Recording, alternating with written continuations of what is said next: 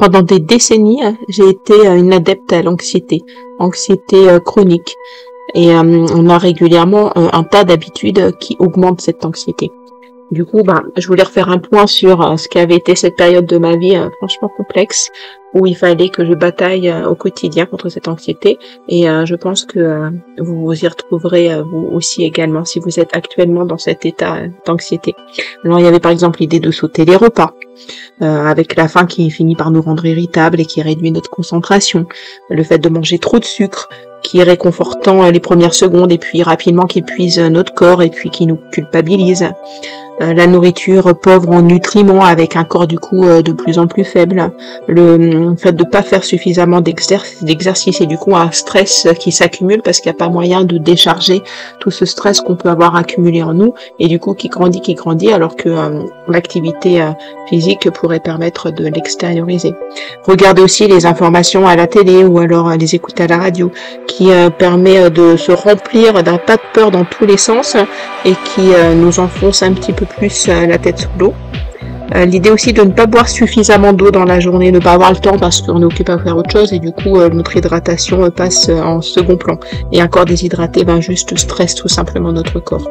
L'absence aussi de reconnaissance de cette anxiété parce que c'est compliqué de reconnaître qu'on peut être anxieux, qu'on peut se sentir mal. Et du coup mettre de côté même tous les signaux que notre corps nous envoie contre cette anxiété en faisant en sorte qu'on se met des œillères et non tout va bien.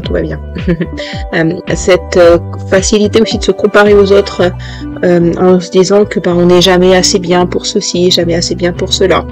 L'absence de sommeil de qualité ou pas suffisamment de temps de sommeil parce que du coup on a une difficulté à gérer ce besoin de sommeil. Le fait aussi de boire trop de café qui crée une certaine nervosité. Boire du café, ça a beaucoup d'avantages, mais avec, comme tout en fait, la consommation de tout ce qu'on peut avoir, ça doit être dans une limite raisonnable. Quand on se met à boire une cafetière par jour, là il y a question quand même. Et puis l'usage de produits industriels dans notre alimentation, une alimentation avec un tas d'addictifs qui perturbent les hormones. Et puis évidemment tout ce qui est consommation d'alcool avec le sucre qui est bien connu pour multiplier l'effet d'anxiété. Donc voilà, ces habitudes qui augmentent l'anxiété au quotidien, moi j'ai pu les connaître. Mon idée avec cette vidéo était de vous partager 15 façons qui peuvent être aidantes pour vous apaiser, des façons de faire que j'ai pu expérimenter depuis ces dernières années et qui ont vraiment fonctionné pour moi et qui ont pu fonctionner avec les personnes avec qui j'ai pu les partager. Donc l'idée c'était vraiment ça aujourd'hui, de vous partager ces petites astuces qui peuvent transformer véritablement votre quotidien avec vraiment pas grand chose à faire et qui peuvent avoir un effet dès maintenant. La première de ces façons, ça serait de porter votre attention à votre respiration et de suivre un rythme régulier. C'est ce qu'on va appeler la cohérence cardiaque. Et pour plus d'infos sur ce sujet, je vous invite à revoir la vidéo que j'ai préparée pour vous sur ce sujet de la cohérence cardiaque. C'est vraiment l'idée de se connecter à notre respiration en entrant à l'intérieur de nous-mêmes et en se concentrant sur justement ce souffle vital. Et du coup de se couper du reste du monde le temps d'un instant. Et notre respiration a un pouvoir hallucinant sur justement cette descente de notre rythme cardiaque qui va pouvoir diminuer et petit à petit nous poser.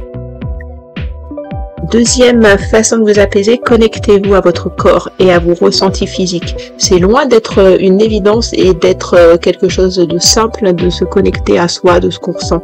Très souvent, on est dans une époque où reconnaître nos émotions, on se dit oh là là non, c'est compliqué, ou se dire que tout ne peut ne pas aller bien, ça c'est pas forcément facile. Ça veut dire qu'on reconnaît quelque part que tout n'est pas dans le meilleur des mondes et qu'on peut être en situation parfois d'échec tout simplement. C'est quelque chose qui est pas simple de gérer cette sensation d'échec et du coup on va avoir tendance à ne pas reconnaître ce qui se passe dans notre corps en disant non tout va bien, mon corps va bien. Jusqu'au jour où, un petit peu comme un tableau de bord de voiture, lorsque les signaux sont plus que rouges et clignotent dans tous les sens, où notre corps il se bloque. Et vous avez certainement déjà ressenti des moments où votre corps vous disait stop avec un dos qui vous permettait de plus bouger, ou alors avec un cou qui vous permettait de plus tourner la tête, ou une tête qui vous faisait un mal affreux, ou des pieds qui ne voulaient plus vous aider à vous déplacer. Bon bref, l'idée étant de vous reconnecter à votre corps pour écouter ce qu'il vous dit. Troisième astuce, méditer seul ou alors en écoutant des méditations guidées. Vous en trouvez un certain nombre de très bonne qualité. Alors, il vous faut juste faire un petit tri. Moi, ce qui me concerne, le tri quand je vois sur les réseaux sociaux, ce qu'on peut trouver, notamment sur YouTube, en fait, je vais laisser parler un petit peu à mon inconscient et je vais me laisser guider par les petites miniatures vous savez, les petites photos qui permettent de voir en fait un peu une image de la vidéo et l'état d'esprit. Et je me laisse guider par celle qui va m'inspirer le plus en fonction du sujet que j'ai pu noter. Alors une méditation pour me détendre ou pour m'aider à m'endormir ou alors pour évacuer le stress d'une journée. Bref, il y en a sur tous les genres. Il suffit juste d'inscrire dans votre barre de recherche la méditation qui est avec votre problématique du moment. Une autre façon de vous apaiser, lire ou alors écouter des affirmations positives. Vous pouvez même créer les vôtres. Alors c'est des phrases qui sont vraiment positives. On n'utilise absolument pas de mots négatifs et c'est quelque chose, le pouvoir des mots qui vous aidera à aller de l'avant et à écouter régulièrement, le plus régulièrement possible. Au moins on dit généralement 21 jours avant que un message puisse entrer dans votre tête. Donc voilà, écoutez ce genre de phrases positives le plus possible. Faites-les vôtres dans votre routine quotidienne. Vous pouvez aussi aller voir cette vidéo que je vous ai préparée justement sur l'importance des mots et ce pouvoir que peut avoir les affirmations positives. Ensuite, notez vos pensées dans un journal intime. Le journal intime est loin d'être quelque chose de dépassé. N'hésitez pas à vous en servir parce que lorsqu'on écrit, on prend du recul. Si on prend du recul, on permet à notre esprit de se libérer de quelque chose qui le tourmentait. Et alors ensuite, ça ne veut pas dire qu'on efface ce qui était pénible ou douloureux pour nous. Ça veut dire juste on l'a posé quelque part. Donc là, par exemple, sur ce journal intime. Et ensuite, on peut continuer parce qu'on ne peut pas s'arrêter de vivre parce qu'on a un problème. Très souvent, c'est ce qui peut se passer et qui va multiplier l'anxiété. Donc l'idée c'est vraiment de quand il y a un problème, l'idée de le mettre sur un papier, le poser, on l'a mis là, on peut continuer la route. Astuce, écoutez votre musique préférée. Alors évidemment pas forcément toujours les mêmes, on peut très bien être avec des musiques qui évoluent en fonction de notre humeur du moment et puis ce qu'on entend qui passe à la radio ou à la télé ou bref sur vos réseaux préférés. Et puis mettez-les ces musiques. Il y a des moments, moi j'écoute en boucle toujours la même musique parce que sans que je cherche forcément à comprendre le pourquoi du comment, je me dis en ce moment elle me fait du bien cette musique. Donc il n'y a pas de mal à se faire du bien et à mettre en boucle ce qui vous booste, ce qui vous donne de l'énergie, des paroles qui vont vous toucher à un moment, c'est que c'est ces paroles qui vous font du bien et qui vous font écouter autant que vous avez besoin. La musique, c'est quelque chose dès le plus jeune âge, même in utero, qui a un fort impact sur notre humeur et sur l'hormone anti-stress qu'on est capable de créer. Donc, faut pas hésiter à s'en servir un maximum et à l'utiliser et à le diffuser partout autour de vous. Huitième façon de vous apaiser, servez-vous une boisson réconfortante. Alors quand je dis ça, je parle pas de boissons alcoolisées, absolument pas, mais plutôt de choses type naturelles. Alors avec des plantes, moi dans mon jardin j'ai par exemple certaines petites plantes qui vont pouvoir m'aider à me détendre du genre de la mélisse ou alors des feuilles de menthe, de la lavande, de la sauge. Je fais des petits mix avec un tas de petites choses comme ça, en faisant des tisanes tout simplement. Je peux rajouter un petit peu d'huiles essentielles parfois, un petit peu d'huiles essentielles de ravinsara, arbre à thé qui vont en même temps booster mon système immunitaire et puis un petit peu de miel, pourquoi pas si on aime le côté sucré. Et puis voilà, c'est une boisson réconfortante. Le fait déjà de la chaleur, si on a quelque chose de chaud, ce côté chaud déjà est un petit peu avec un effet doudou. Après on peut très bien aussi vouloir quelque chose de froid et c'est très bien aussi. En fait l'idée c'est de voir qu'est-ce qui pourrait vous faire du bien. Le fait de boire, c'est quelque chose après en prenant conscience du trajet, de ce que ça vous procure à chaque gorgée, vraiment être dans de la pleine conscience, c'est important. La 9e façon de pouvoir vous apaiser pour diminuer votre anxiété, c'est de vous lancer dans une activité qui vous plaît, qui vous fait du bien. Personne ne peut dire moi j'ai rien qui m'attire, je ne sais pas ce que j'aime, rien ne m'intéresse en particulier. Eh bien parce que souvent on cherche des choses ultra compliquées alors que ça peut être de l'ultra simple. Très souvent, ce qui va bloquer, c'est parce qu'on cherche des choses extraordinaires, alors que l'extraordinaire est vraiment dans l'ordinaire. C'est-à-dire, par exemple, aller dans votre jardin, si vous en avez un, ou sur votre balcon, et puis juste écouter les oiseaux, ou alors juste regarder le vent dans les branches des arbres, avec ces feuilles qui peuvent bouger. Ça peut être aussi rester vraiment à la culture de l'émerveillement. Émerveillez-vous de tout ce qui peut être les choses plus petites, les plus insignifiantes, généralement en connexion avec la nature. La nature est une source sans fin d'émerveillement et qui permet véritablement de trouver des activités qui peuvent faire vraiment aller au mieux votre vie quotidienne, parce que dans la nature, ça vous permet de vous reconnecter à qui vous êtes, à votre pleine puissance, parce que trop souvent, on oublie qu'on fait partie de cette nature de façon intégrante. En fait, on oublie qu'on fait partie de ce monde et que ce monde est constitué d'un tas de choses, dont nous qui sommes implantés au cœur d'un environnement.